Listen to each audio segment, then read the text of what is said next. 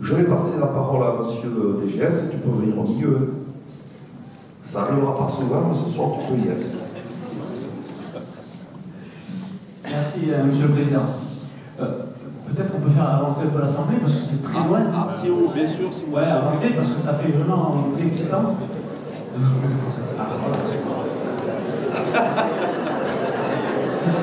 Ah. D'accord. Bien.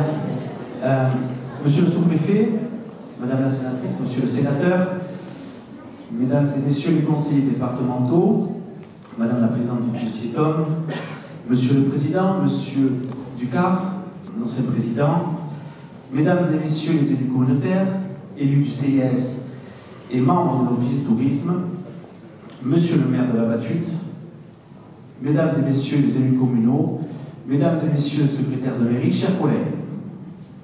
En ouverture de ce discours, au nom de l'ensemble du personnel des services de la communauté de communes, du CIS et de l'Office de tourisme, et en mon nom personnel, je vous présente nos meilleurs vœux pour cette année 2023. Qu'elle vous apporte santé, joie partagée et épanouissement personnel et professionnel. Je rentre dans ma 5e année de directeur général des services de cette communauté de communes, mais seulement mes 3e vœux. Oui, pas besoin de rappeler cette épidémie mondiale sans précédent qui nous a frappés durant ces 2 dernières années.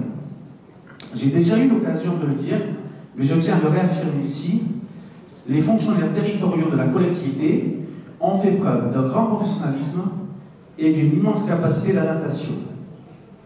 Je les en remercie. Malgré ces 2 années particulières, la communauté de communes a continué à s'affirmer dans le sud-Léland et se développer à bien des égards grâce à des élus dynamiques et des équipes d'agents professionnels et travailleurs. Je ne reviendrai pas sur toutes les actions rendues au quotidien par les différents services, mais sans aucun jugement de valeur, j'évoquerai les plus marquants de l'année, pôle par pôle. Tout d'abord, concernant le pôle action sociale, des études organisationnelles sur l'ensemble des services du CIS, que ce soit le service d'aide à domicile, le portage ou l'EHPAD, ont été menées et sont en cours avec des plans d'action concrets mis en œuvre. Nous commençons à voir les effets positifs, mais il faut raison garder, continuer à travailler et rester vigilant.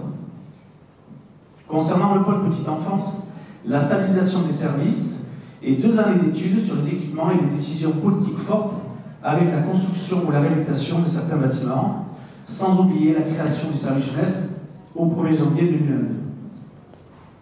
La piscine avec le changement de chef de bassin cette année qui s'est très bien déroulé. Concernant le pôle patrimoine, culture, tourisme, la continuité de la convention avec le département, la commune de Sordes et la Comcom sur l'abbaye. La fin des travaux du cryptoportique avec la découverte d'un toit exceptionnel. Enfin, une programmation culturelle bien fournie et une étude de positionnement sur le sujet en cours.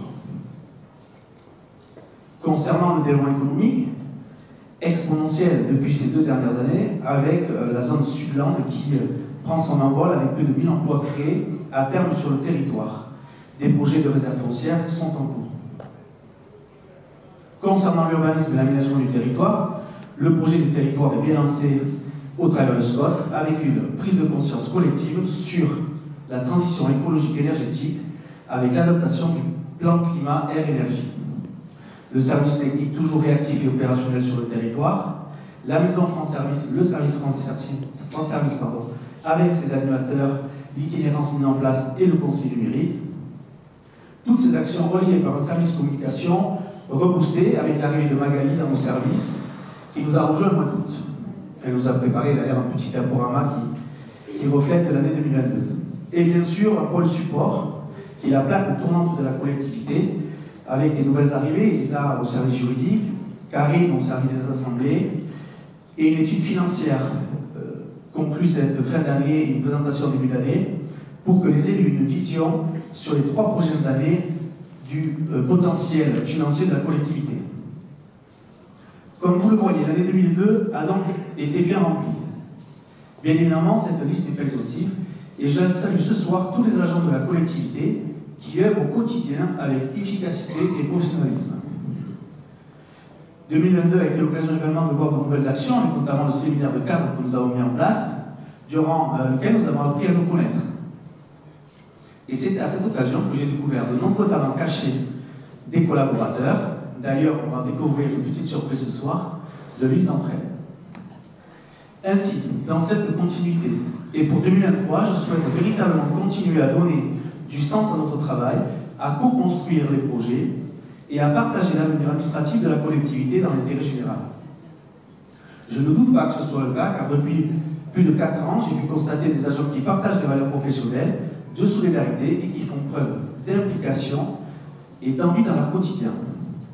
Il y a des compétences dans les services, mais il ne faut jamais se reposer sur ses lauriers et nous devons toujours tirer le meilleur de chacun de nous pour rendre un service public de qualité.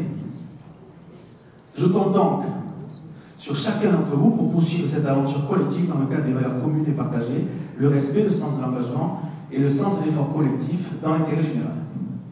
Enfin, mes remerciements les plus chaleureux aux élus de cette communauté commune, de toutes les instances, le bureau avec les vice-présidents, la conférence des maires et le conseil communautaire, le conseil d'administration du CES et le conseil d'exploitation de l'office de tourisme, pour votre écoute, votre présence, votre bienveillance à l'égard de tout le personnel.